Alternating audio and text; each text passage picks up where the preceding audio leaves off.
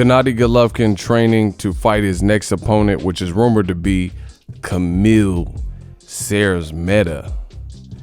What up, Fight World? It's your boy Ego, and I'm back with some more boxing. Make sure you smash the like button. Also subscribe to the channel for the latest and greatest in boxing.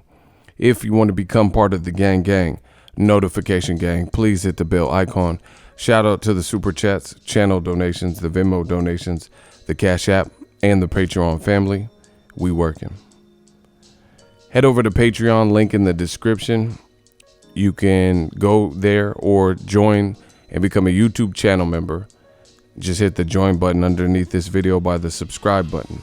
Now, Gennady Golovkin, he posted some recent pictures working out, and people believe he's training for his next fight. His next fight is rumored to be his mandatory, Camille Szeremeta. Now, this is a fighter from Poland, not a big fighter. He has literally virtually no profile in the US, and they're talking about putting it as a main event for DAZN. I want to give my thoughts. The DAZN curse strikes again. You know, what more is there really to say? I don't think this is a fight that fans have been clamoring for. I understand the nature of the business. I understand boxing is a business. I understand how mandatories work, but I have not ever once heard anyone say they wanted to see Gennady Golovkin fight Camille Szeremeta. With the pandemic, usually the sanctioning bodies, I would say, since this is such a freakish, once in a lifetime, once in a decade type of thing with the pandemic, you could probably get an exception to fighting your mandatory if you really wanted to. But we know that Gennady Golovkin had no guys, had Max, everybody's punches, tick, tick, tick. We know he doesn't want to. In fact, he stated when he came over to Gennady Golovkin, when he came over to DAZN, Gennady Golovkin, everybody thought it was a natural dead ringer that he would be fighting Canelo. We didn't get that fight to this day, Wilder voice. We haven't gotten that fight. And DAZN wanted it, and allegedly Gennady Golovkin wanted it up until recently.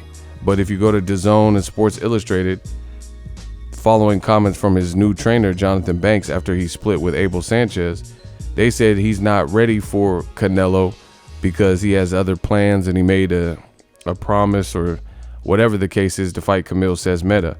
So he says, when I wanted to fight Canelo, he wasn't ready. So now I already have plans, and I'm going to fulfill my plans with Camille Szeremeta. Horrible look for DAZN. DAZN curse continues. Listen, content is king. This is the gist of it when it comes to boxing. Boxing is a niche sport, and I understand the pandemic. I hope everyone's being safe. But when it comes to DAZN charging $20 and now talking about going possibly to a pay-per-view model, which they were so against, these aren't good signs, people.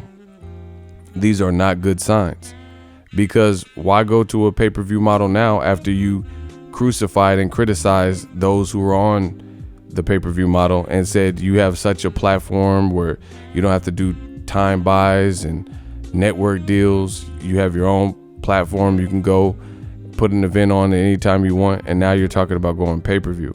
And DAZN is the market leader, not in a good way, in the US for apps or similar apps in terms of the price point they charge per month. $20 a month to see Gennady Golovkin fight Camille Szeremeta, a guy with about 21 fights and 5 knockouts and possibly no crowd. This just isn't compelling, you know? It really isn't compelling. Golovkin, in my opinion, didn't look great versus Steve Rolls. This is a guy who never fought in a 12-rounder, never really fought outside of his homeland of Canada, and looked very nervous walking out to that fight against Gennady Golovkin. Rightfully so. He had never been in a moment that big. I don't even know how they found Steve Rolls, but he looked nervous, and he kind of let the jitters go a little bit, and he started tagging Golovkin, and he ultimately got knocked out in the end. But overall, Golovkin didn't look good. Even worse, Golovkin's next fight, after Canelo's failed negotiations with Kovalev, Canelo tried to switch gears and go to DEREYCHENKO, and they had a deadline they didn't meet. So Canelo ended up losing his belt, and it was up for grabs in the DEREYCHENKO-Golovkin fight. Unfortunately for Golovkin, he looked even worse in that fight. And most people who watched it, even people like Devin Haney, who was in the crowd and who fights on DAZN, said that Golovkin got spanked and he really should have lost to DEREYCHENKO. So in the minds of many, Triple G is coming off of a loss or shouldn't be a champion, and he should be coming off a loss to DEREYCHENKO, the rightful champion. So it's just bad timing for DAZN.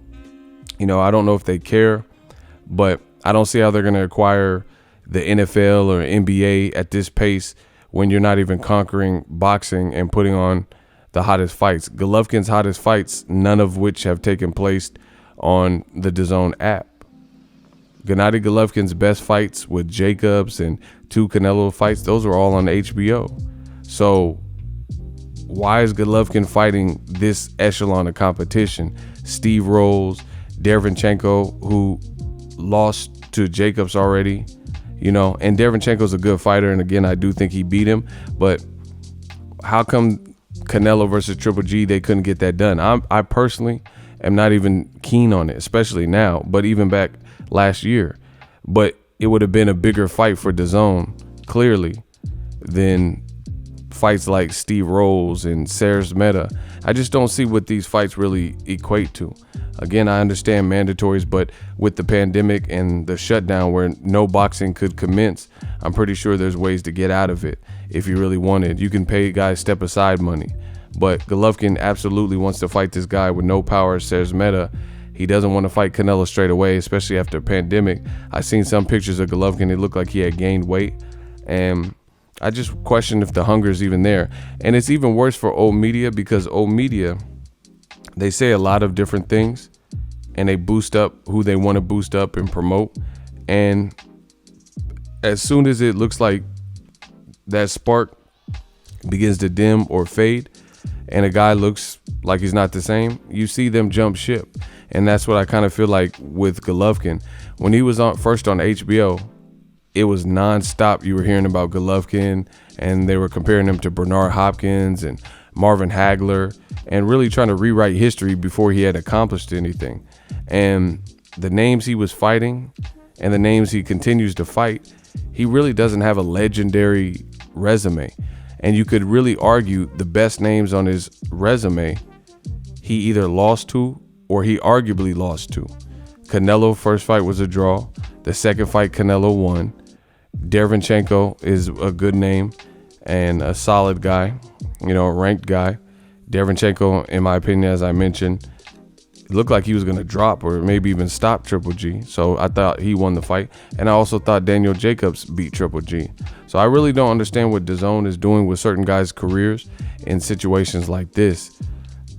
They should have listened to me from the beginning, Ego Stradamus, when I said before the Steve Rolls fight, Golovkin should have fought Andrade.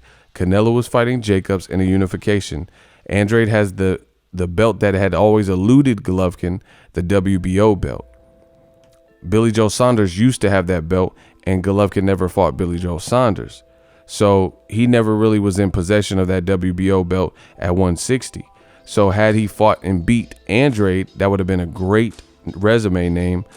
2 U.S. Olympians, that would have been a great sellable fight.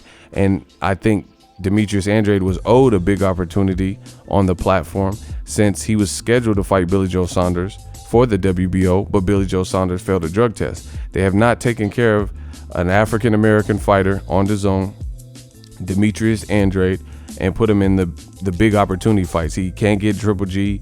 He never got the Saunders fight rescheduled, and he never got Triple G or Canelo, none of them, you know. And if DAZN would have listened to me from the beginning, it would have saved some. Canelo wouldn't have got stripped and franchise titles and stuff like that, and then they could have just made Canelo Triple G Part 3 for Undisputed. How do you have all those fighters from super middleweight and middleweight, 160 and 168, yet the most meaningful fight you've made was Canelo versus Jacobs? You know, so they didn't really utilize it. We still haven't seen Jacob Saunders. We haven't seen Andrade Saunders. We haven't seen Andrade Canelo. We haven't seen Canelo Triple G 3 on DAZN. We haven't seen Triple G Andrade. We haven't seen Billy Joe Saunders and Caleb Smith. We haven't seen Canelo and Caleb Smith. We haven't seen nothing, you know, in terms of those the talented fighters in the talent pool from 160 to 168. But instead they gave us Jacobs versus Chavez Jr., Andrade versus guys that Jacobs had already beat, like Selecki, you know? And it's a shame. It's a shame, especially if you're charging $20 a month, because when I look at Triple G, I feel like HBO did their best job to hype him up and tell you he was the truth. And it looks like he's kind of at the end of his career type of thing. Still owes DAZN a few more fights, not really even looking the same. His best names, as I mentioned, are debatable.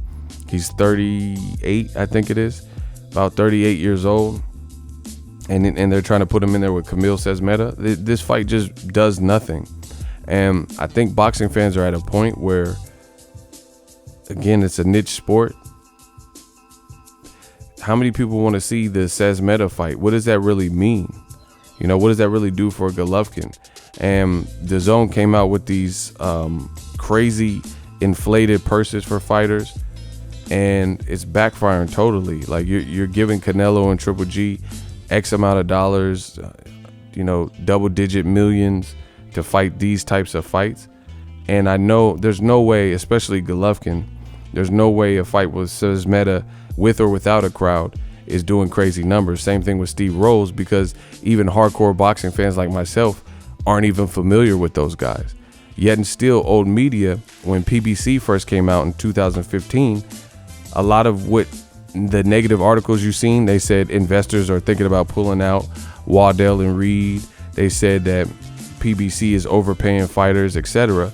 But old media, it's a sad time for them, because a lot of the animosity and what they were hoping to happen happened to DAZN and not necessarily PBC. They said PBC was spending too much money on fighters, but fast forward to the future, who's really spending more money on fighters? Giving Canelo $36.5 million.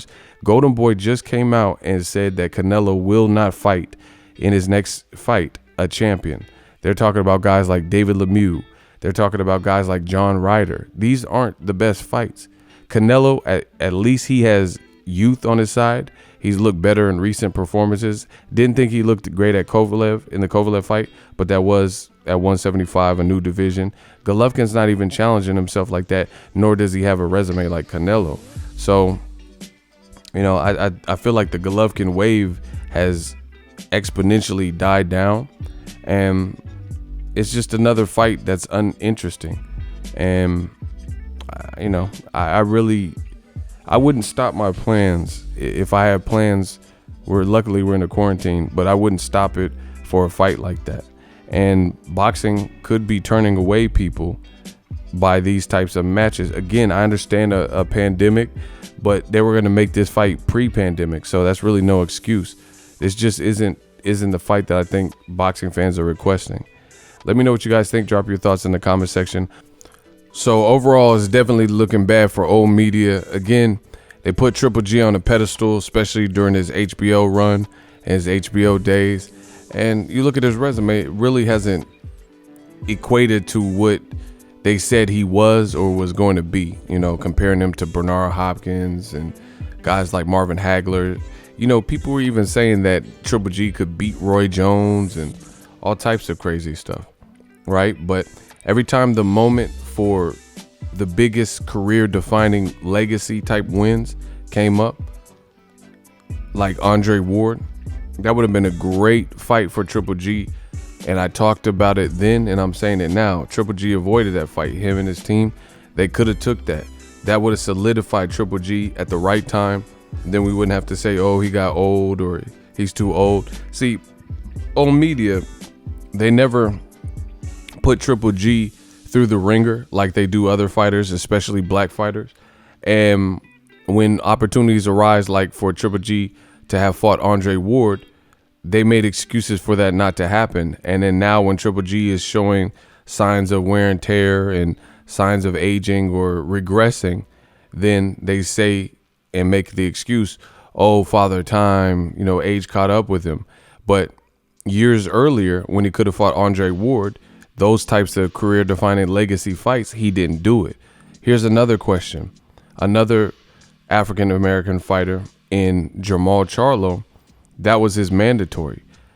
That would have been a great fight. Triple G seems like he has a good response in different locations. Charlo has he gets a lot of love in New York, right? He's from Texas. You could have put it in New York or Texas. You could have put it in Vegas. Triple G versus Charlo would have been a great fight. It would show us about Charlo, and it would show how Golovkin deals with someone who's bigger than him, strong, and has a crazy jab, more aggressive than, I would say, Jacobs. Things like that. So it would have been a great fight. That was his mandatory. He never fought him. The whole time when Triple G was in charge, you go back to my early videos, when Triple G was gunning for the Miguel Cottos, I rode for him and said he's right. If Cotto has that belt, the middleweight titles, he beat Sergio Martinez, and that was Martinez's mandatory, then now Cotto has those problems. So the same rules apply for Triple G. And you look at the history, and the history shows when he was in the position where he was super hungry and making his name, and some guys like Cotto didn't really seem like they wanted to fight him. Sergio Martinez was kind of towards the end of his career. He didn't fight him when he had the opportunity. Triple G seemed like he was hungry and ready to go. But then later, the middleweight division started to fill out, and you got guys like Demetrius Andrade who volunteered to fight Triple G when Canelo failed a drug test. You had a mandatory like Charlo. How come those never happened? You know, Andre Ward was also opportunity. Never happened. But he could fight Macklins all day, and Vanes Martirosyan off a 2-year layoff. He didn't fight Dereykhenko when he was supposed to in order to fight Vanes Martirosyan. And it just begs the question of, is Triple G overrated? You know, he's a good fighter, but is he overrated to the standard that they held him to, right? Again, Charlo was your mandatory, and now you got all this energy to fight mandatories. When it's Dominique Wade is your mandatory, someone that the world wasn't familiar with, like Charlo, you know? When it's somebody like Camille Szeremeta who has 5 knockouts, you have all the energy in the world for those mandatories, but the best mandatory fight that was linked to fight Triple G would have been Charlo or Dereykhenko, both of which he didn't fight. You know, he did later fight Dereykhenko, but I'm talking about he didn't fight him initially, and then he got stripped of the IBF belt, and it became vacant. So, you know, it's just a bad look for Triple G and all the media. Also, sign up for ESPN Plus, home of a lot of original content. They got documentaries, 30 for 30, Dennis Rodman, Lance Armstrong, Mark McGuire, Sammy Sosa docs. They got Kobe Bryant's detail, rest in peace to the Black Mamba. Archive boxing and UFC fights. UFC pay-per-view is about to come up. They're trying to get Masvidal Usman. That's a dope fight. Stay tuned.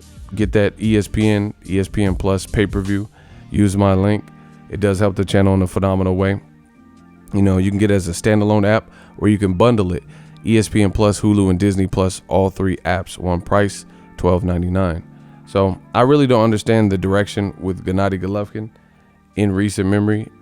If you look at his career in general, he doesn't have that many resume names, and especially on DAZN, he's had one ranked guy that we all know, like a Dereykhenko, who still isn't, like, he's not known as like a household name or anything close.